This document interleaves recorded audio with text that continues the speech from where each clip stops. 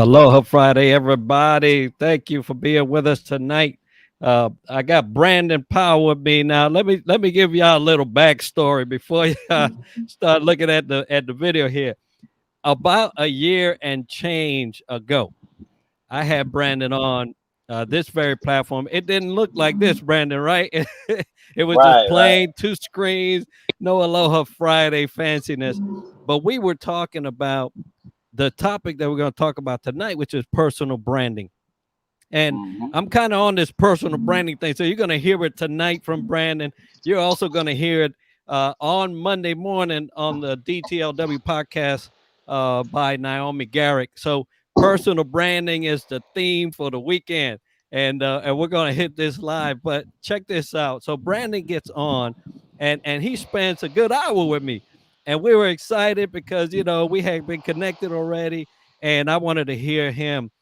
Well, StreamYard technical issue. The whole entire thing never streamed. So LinkedIn never got it. LinkedIn never got it. And I was like, How oh dare my they? goodness. Yeah. And so Brandon was like, hey, can you share the video? I was like, brother, I ain't got a video to share. And guess what? We never went live. And so, it's one of those things that you go through my schedule. Now, and for those of you that don't know, both my Aloha Friday Live and my DTLW podcast are handpicked people. I have not accepted anybody requesting to be on, uh, unless I vet them, and that's just the way the podcast and the live is. And so I had Brandon on, and I said, man, I got to get this brother back on to talk about personal branding. So, long story short, here we are tonight, folks. Thank you for being with us. Brandon, thank you for joining me again Absolutely. under more favorable conditions. So, Absolutely. but share a little bit with us tonight about who you are and what you do, and then we'll talk about the topic. Well, first I say thank you again for the invitation. I'm extremely honored, grateful. So what I do is I'm basically a business strategist. Lately, I've been given the coined moniker of a business therapist. And so what I've learned is that the market is interested in solving their needs, even if they're not aware of them. And so what we spent time doing is, starting off talking about logos and business cards. But what we find out is people enjoy when you get to know who they are and what they're actually trying to accomplish. And so, sure, some of that comes through in the form of marketing materials. But along the way, I'm getting to know them, and I'm finding out that those flyers and cards are really not those are they're solving a temporary challenge, but we're able to do much more. Just as simple as you go to the doctor for a sneeze, but then they find out there's more challenges and they diagnose and treat it. And so that's the same thing we do. And I tell people all the time I get paid to listen. And so I try to clean my ears and eat my Wheaties and listen well. Yeah, I love that because you mentioned something that's true to most people that are struggling with, uh, personal branding. They try to patch it with all kinds of other things, and it's Hmm. similar to the medical scenario that you just gave, right? You know there's something wrong. You don't know exactly what it is, so you go to a professional, hence Brandon, right? And and he gets to listen to, and diagnose you and get you on the right track. And a lot of times we try to take shortcuts. And in business, you take a shortcut, you might end up in a very bad situation. And because a lot of shortcuts they look like they're promising, and if you can get it real quick, yeah, that might save me time and money. But guess what? You might pay double, if not triple, Right. afterwards if you don't do that. So, yeah, thanks for that information. Wow, a business doc, right? Business doc. Yeah. That's I'll get my that's that laptop later.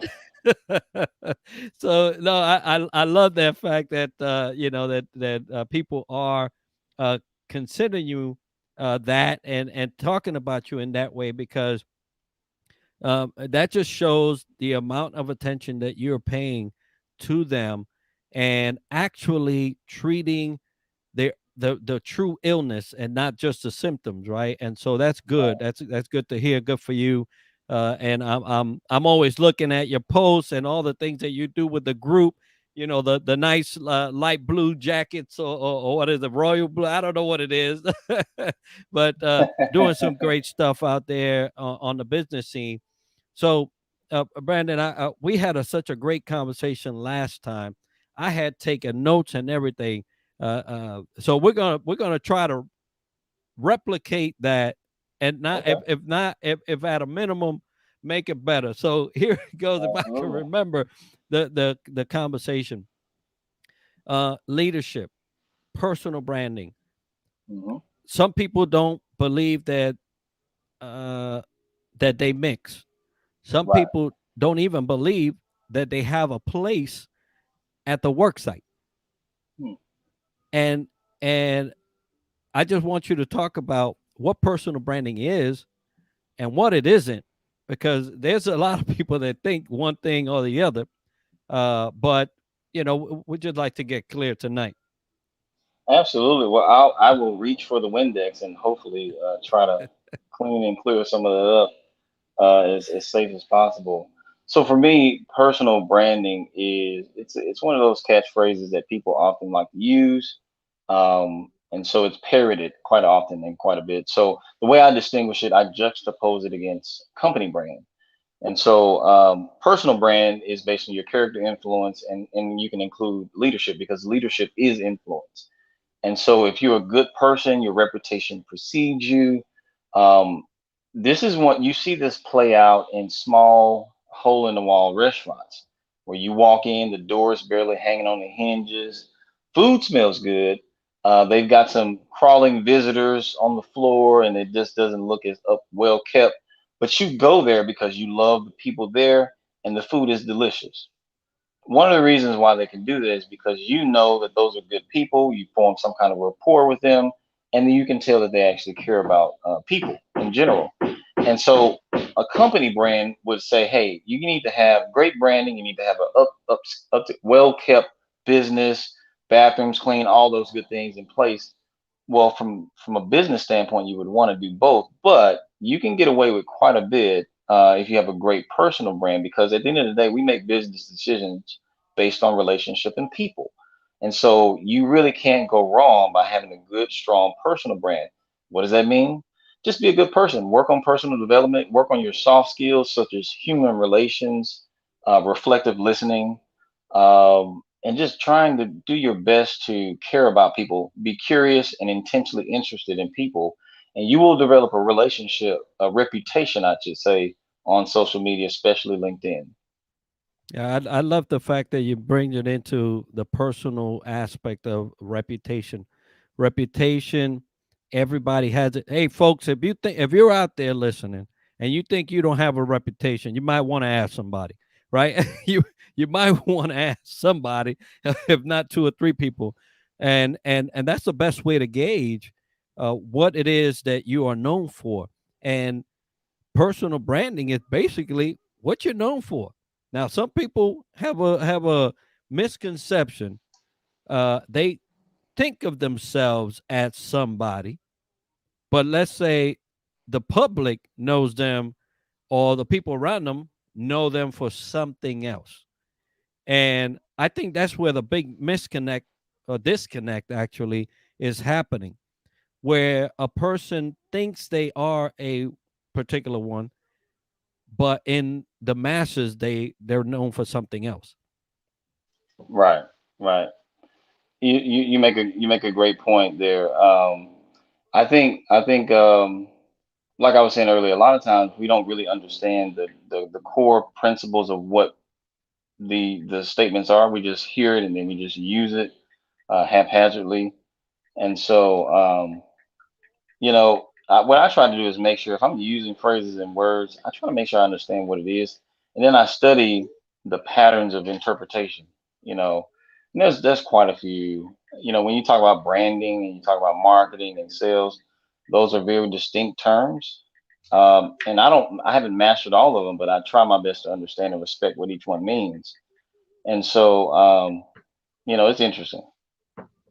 Yeah. So, when you talk about leaders, a lot of times their identity is in something other than themselves, right? Right, It's like accolades, or they're known for these awards they've gotten. Um, uh, Even if the awards have been on other people's back, right? Because a lot of times the leader will get an accolade, a culmination type of award where a group of people did it, but hey, the person that was leading them, they get the right, limelight, and unless they come back and say, hey, I appreciate receiving this. I'm holding it, but this belongs to these people. Now let's pan the right. camera around, right? And that's usually the type of leader you want to see, and the actions from a leader in that regard. Um, so sometimes leaders tie themselves to an identity outside of themselves. Right. Uh, Once that goes away, what happens? And that's where the question is, do you truly have a personal brand? Because once those uh attachments go away and you feel like you're nothing, then you've been wasting your time. You've been wasting Yeah. your time, and time never comes back. So what can Yeah. what can you tell leaders that are in that predicament, right? How do you start? How do you start detaching from those individual things that you are getting your worth from, to starting something where you can stand on your own 2 feet and say, this is who I am and this is what I represent. That's a great question. Yeah, you really are one up in the last one we did. What I would say to that is, it's a little bit more of a challenge, I would say, for men, because we tend to attach our identity to our work and to our profession and to what we do. And there's some reasons for that, outside of a leadership conversation. But beyond that, I would say that we have to, as people, whether male or female, I think we just need to come to grips with who are we as a person, outside of our position, outside of our titles, because we can end up starting 10 different businesses and working at 10 different jobs. We got to figure out who we're going to be at any of those.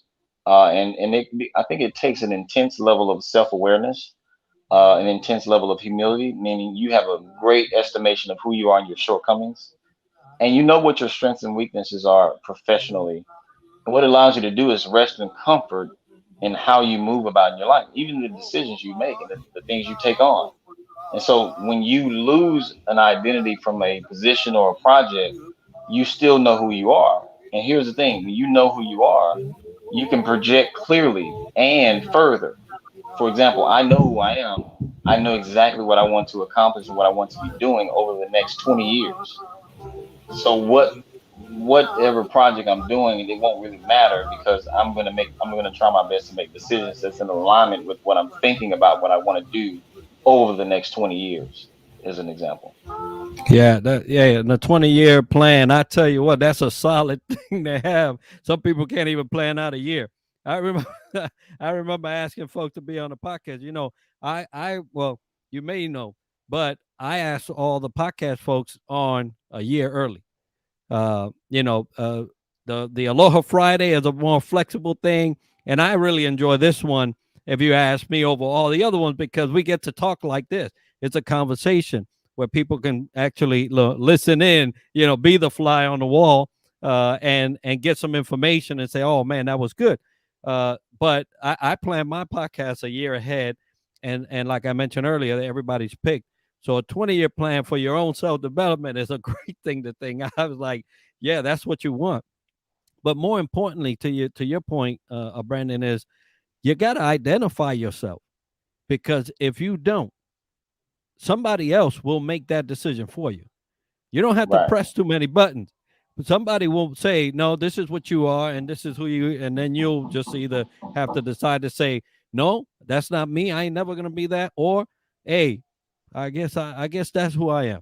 And Mm. that's a sad state of affair. We talk about personal branding, because you can't let people tell you what you are. You have to tell them what you are, and make a solid, you know, reputation. You mentioned reputation, right? You got to Absolutely. start on a solid foot.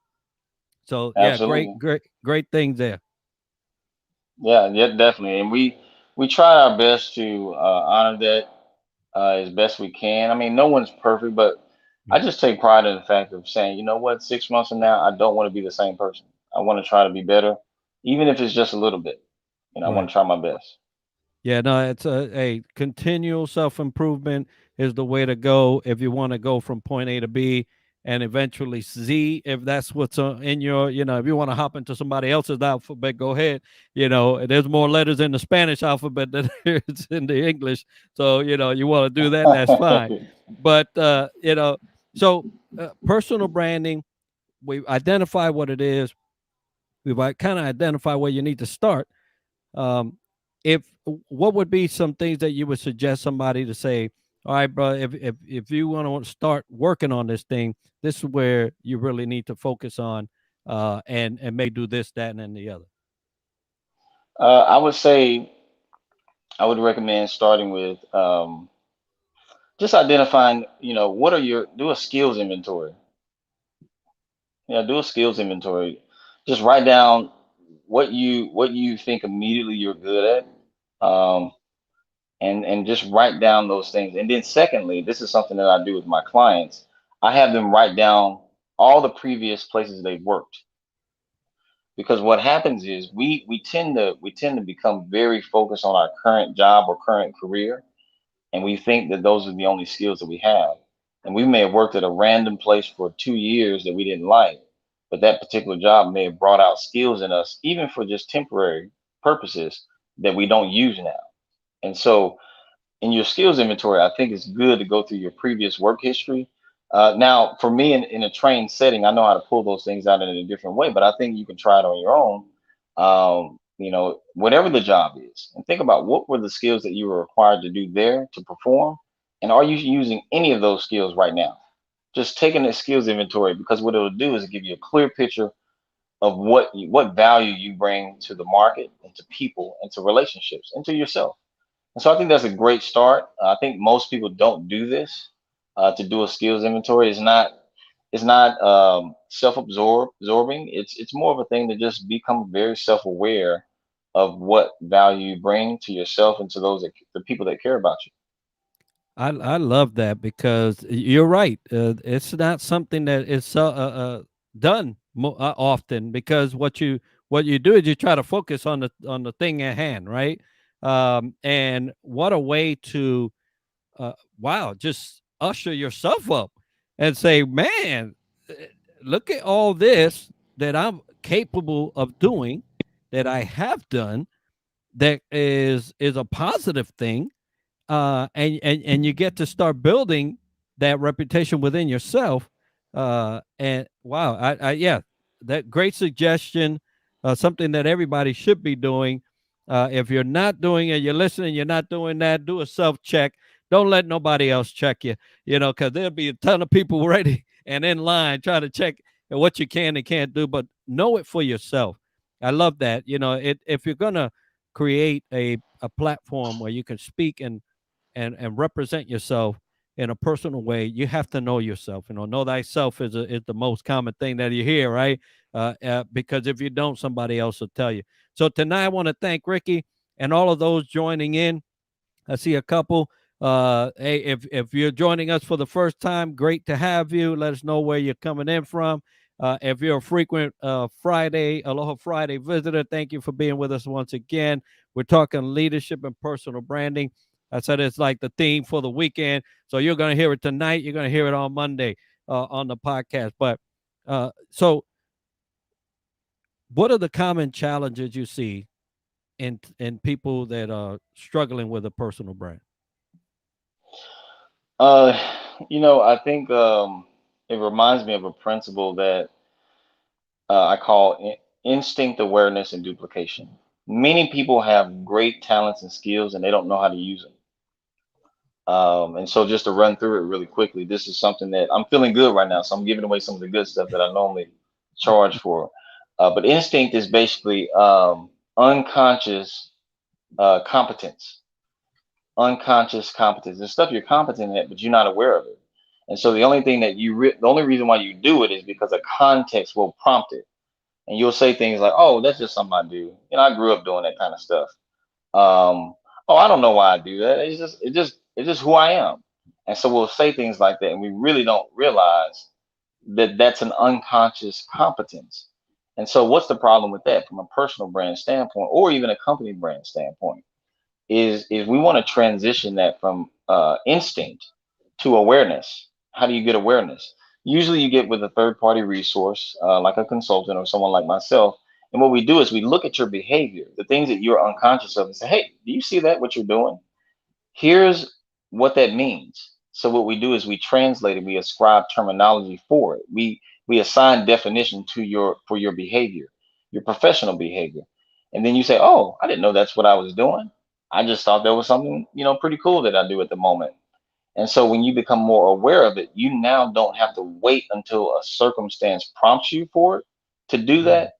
You now have more control of it. You're more self-aware, and then it transitions into duplication. Now you don't have to wait till random times for you to be great. You can be more conscious of it, and you can actually initiate that particular skill. And so I think that's one of the challenges that we just go around. We're great, and we don't even know why we're great in those areas, and we can't maximize it as a result. Oh, I love that you just mentioned, consequence driven change because it's never good. When you wait for the consequence to pop up, it's too late, bro. It's you can Right, change, right? Undoubtedly you can change and make something better, but some people already been hurt by right, things that you may think are cool, right? Hey, I thought that was something cool I was doing. Well, guess what? It was doing actually this, that, and the other. So I love that you guys provide that through your system, because it's something that we often miss, which is the hey, what does this look like? Right? right. A lot of times, let's just take the dance floor, right? Some people think they got it and that's all right. Right? They might have the music inside, it just doesn't translate into The limbs, right? translate. Yeah, It don't yeah. translate. Unfortunate. But Uh-huh. but you look and you're like, what is that? Right? You ask them and say, hey, what were you? "Oh, I was just dancing." Right. Well, it didn't look like it. It didn't look like. So, in the same way, you have to be conscious of what you're putting out, but more importantly, get some evidence before it becomes a consequence, because that's typically how people grow. They Right. wait till some stuff go down, and then they figure, well, but that's how my boss used to treat me, so I thought that that was like the way to do it. And Right. yeah, that's a way to do it, but not the way. And so Right. so I love that you guys provide that type of clarity to pinpoint some areas that may not be serving you, and that's the Right. biggest thing. You know, are are is everything you're doing serving you? And more importantly, if you're in leadership, is it Hmm. serving you and your people? Right. Because those are the ones that have to pay the price for your leadership, right? Whether you got it Right. right or not, whether you go see Brandon or not, they're gonna pay for it. Hopefully, you take care of that before they have to, Right. and that's wonderful. I love it. So, you get this assessment. You're growing. You're learning, and let's say you avoid the consequences. Personal branding oftentimes is separated from company, Hmm. and I personally think that's a mistake because sooner or later those two are going to collide, right? I was just watching an oceanography. I'm a meteorologist and oceanographer. I still dabble in that, but I was looking at oceanography video where two salt and fresh water are like this, side by side, and they're merging and going. It's like a dance, right? They're not going to cross each other, but they're like side by side, and they're inseparable. You cannot separate. Well, the only way you can separate is the color, right? The color, you can see the color difference. Mm, Um, but that's not how it is in branding. right. You could mess up a company. And Hmm. I want you to talk a little bit about that.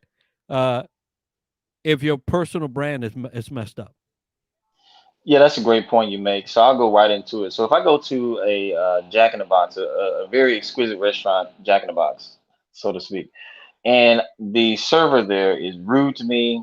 I asked for, a double cheeseburger, and they give me a single. They don't even have meat on it or cheese. I just have a terrible experience. I'm not gonna leave and write off all Jack in the Box. What I'm gonna do is I'm gonna say, you know what? I'm not gonna go to that particular location, and so that's a company brand item. It's taking a ding locally, but not nationally. The challenge for most people is that we are small business owners and our company brand is attached to our personal brand because we do not have national influence. We cannot afford to be a one location in the city, treat the customer base or the market bad. They have a bad experience because even if their intention is to only write off that location, that's all you have. And so the consequence is much greater because we don't have as much influence. We can't afford to do that. And to be honest, Jack in the Box or any other company, they shouldn't be satisfied with it either. But they have much more cushion. And so whether you're a company brand or a personal brand, it still is worthy of taking both into consideration. LinkedIn is a great location for developing your personal brand. It's great.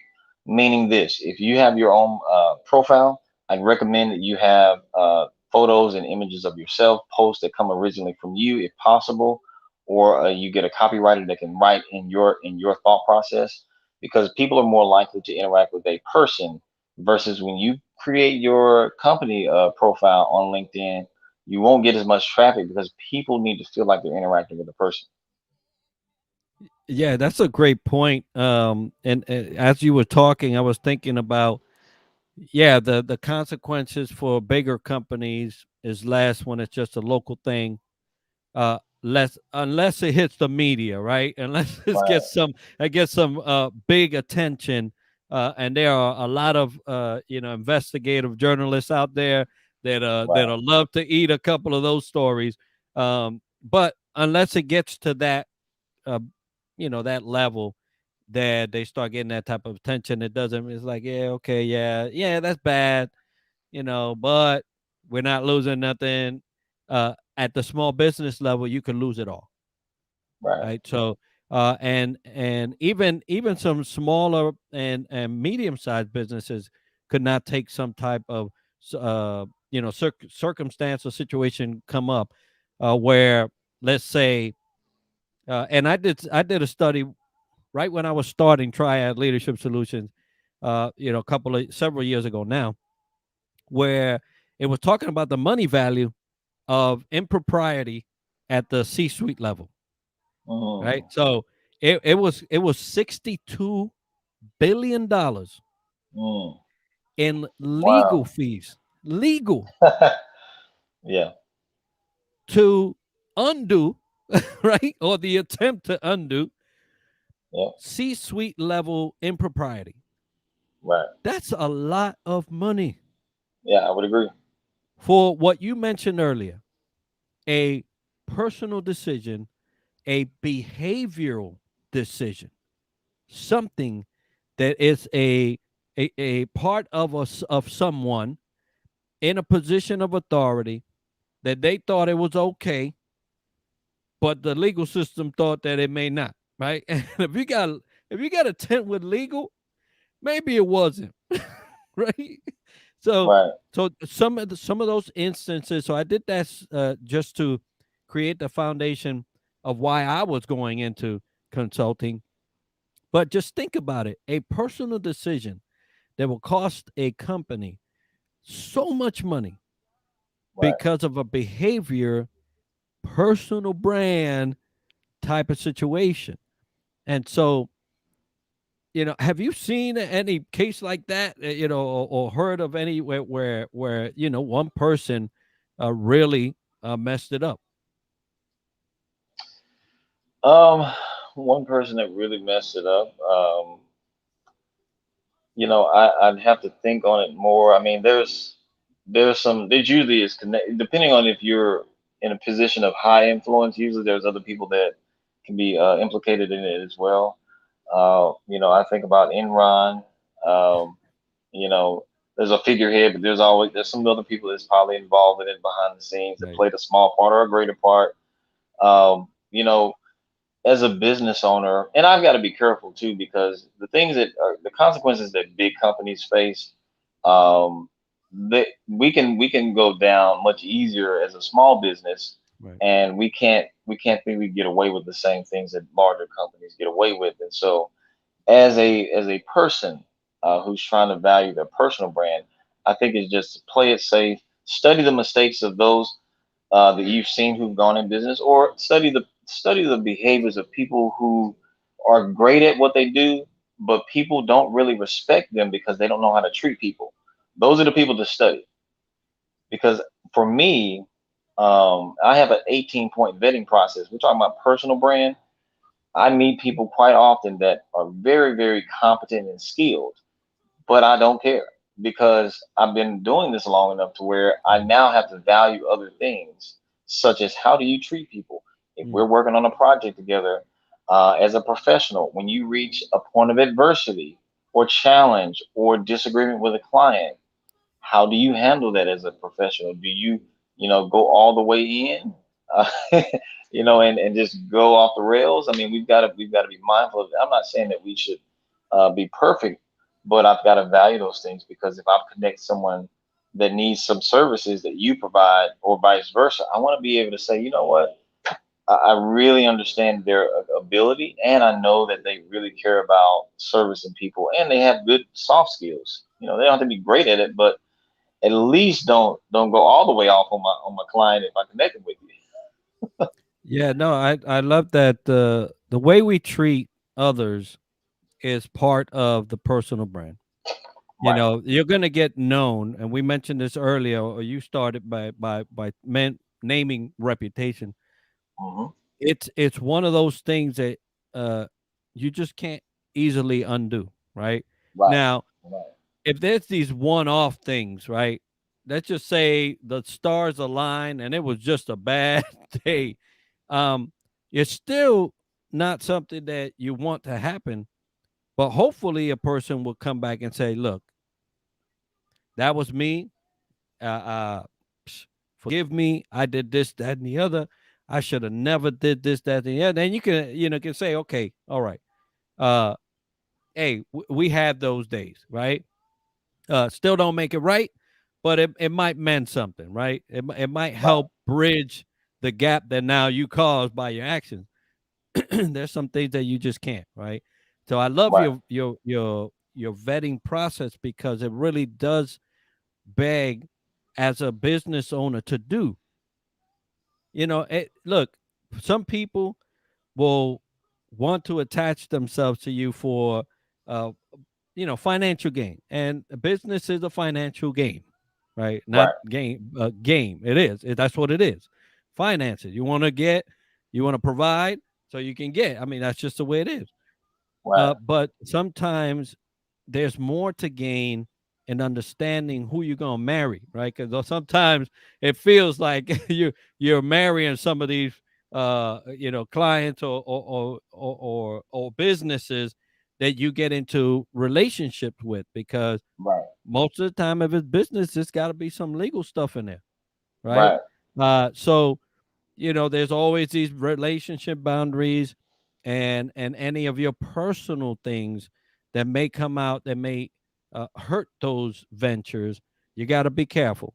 So Right. the first thing is I love that the fact that you have that, because it does provide a layer of certainty for you, and also it lets a person know, hey man, there might be something wrong if my brother here don't want to do business with me. So what is it?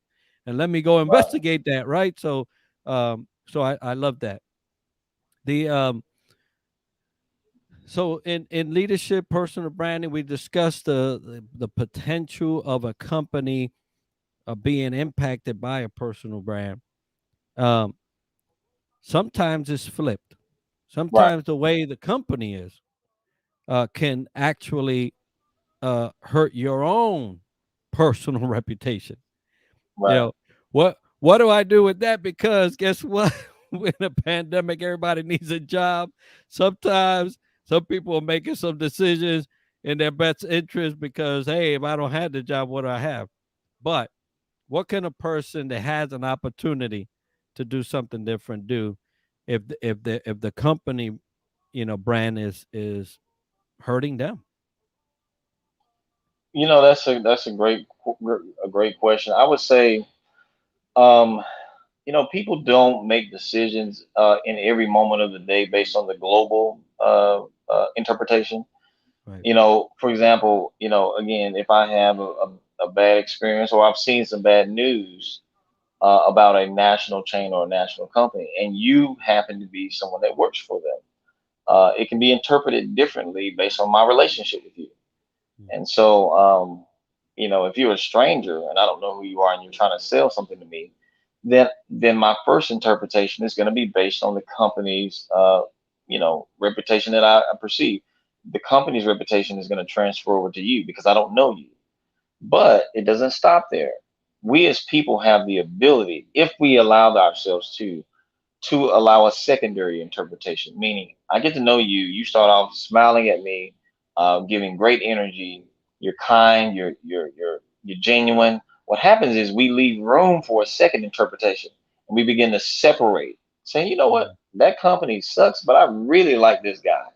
Mhm. And we might end up still doing business with them because we give a chance for that moment, that interpretation of how do I feel about you right now. Now, it's a flip side to that. If you carry the weight of thinking about the reputation of the company everywhere you go, then it's going to show up in your behavior because you're not going to feel as confident. And here's the honest truth.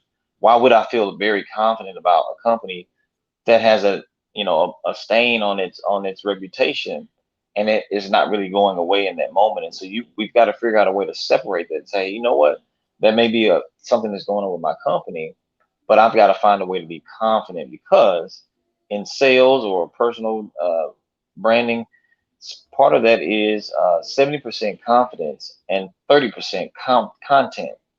So you may know your content when you're trying to promote something, but you still got to be confident. And so we've got to wrestle with that in our minds, whether the reputation of the large company is bad or good. How do I feel about me? And that's going to show up in how I interact with people because people make decisions based on people, not just the global reputation in that moment that I'm looking at you and interacting with you. Yeah, that's so true. I love that scenario because it's a point that your personal brand could save a relationship that's about to go sour business wise. Right. If you're what we call upstanding, right? If you have all your stuff right, you could actually save a potential business venture. And so I love that you brought that into that whole scenario because it proves for folks and leaders that are listening, folks that are listening, even if you're not in a leadership position, what you bring to the table is your personal brand all the time. And that's something that I wanted to ask you there before I started going all the time. When does personal brand end, right? Where does it stop? When does it start? Because some people say, hey, my personal brand's at home. When I come here, I take the company brand. So what's your philosophy around personal brand? When does it stop? Well, if you look at the root of the word personal brand, it's person. Your personal brand stops when stop being a person.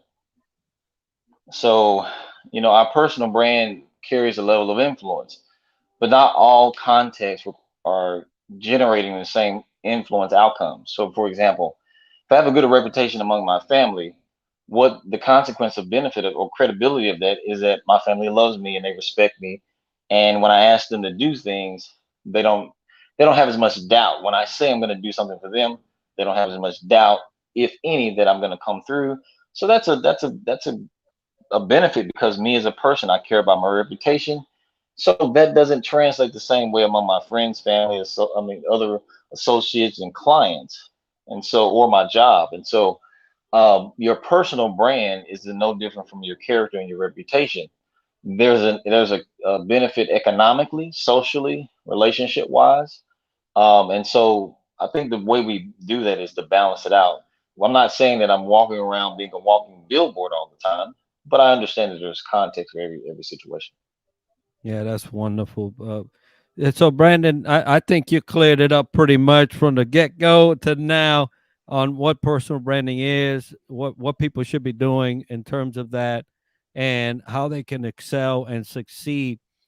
There's still some people that may still have a challenge and may need some guidance. So, how could they get a hold of you if they want that type of clarity?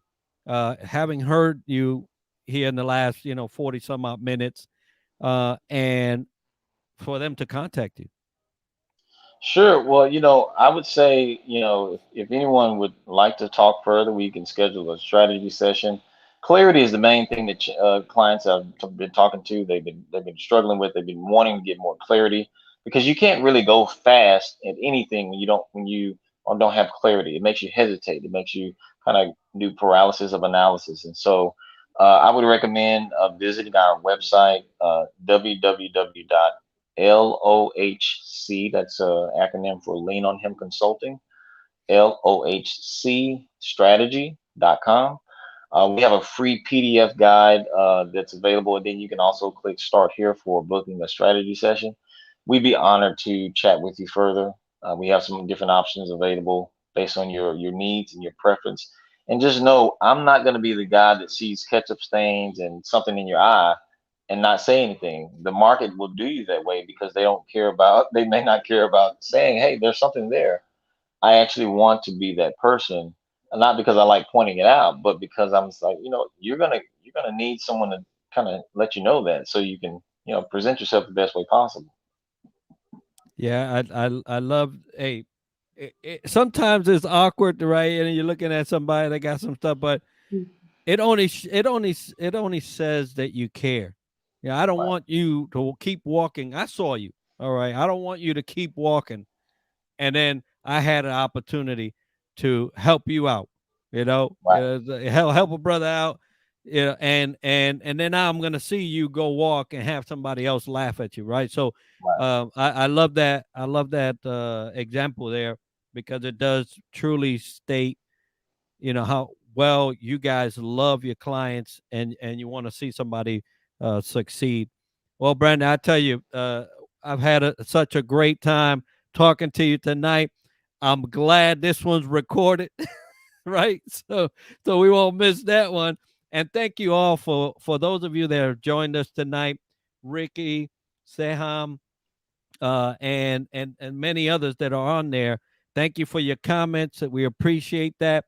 Now, some people, uh, they're like, "Hey, Aloha Friday." I always connect, or at least I always include the Honolulu Cookie Company, and I've been doing that here for the last, I say, 5 Aloha Fridays. Why? Because at every one of these episodes, there's always 5 takeaways that you can come out. And obviously, you have to either be listening or go back to the replay, which you're authorized to do. There's always about 5 takeaways that our guests provide. And I've been taking this, well, you can't see it there, but this is a tin can of cookies. It's in a pineapple shape, and it comes from Hawaii, the Honolulu Cookie Company. And I love these things. And usually, if you go on there and you give me those 5 takeaways, I'll get you in the drawing for one of these, and I'll send them to you. So, for those of you listening, give me your 5 takeaways. I'm gonna throw y'all in a hat. I'm gonna pick out the winner, and it's gonna come straight from Hawaii to you. So, my aloha version of what I can provide from Hawaii, just for those that have been listening. But Brandon, thank you so much for sharing your evening with me, sharing this time and your knowledge. It's been we had to do this. We had to. Absolutely. But thank you. And any parting words? Well, I wish everyone the best. I think most of the people that I've come across, I'm so honored to meet them. And make no mistake, there are great small business owners out there. A lot of them are extremely talented and gifted. Only thing they're looking for is an accelerator. They're going to figure it out anyway. They just want to know, can they get there faster? Can they protect their personal brand or their company brand or both? Right. And we're all here for it. We want to give you the tools and get out of your way because we know you're full speed ahead and you're ready to take over the world. So we're here to support it. Outstanding. And we're happy that you're there to do that. Folks, thank you for being with us tonight. Aloha Friday Live. Every Friday, we'll have another guest next week. And as we continue to bring you the best of leadership, in all aspects. And we try to do that both from the Aloha Friday Live and the Developing the Leader Within podcast on Mondays. Everybody have a great weekend. Aloha Friday, everyone. We'll see you next time.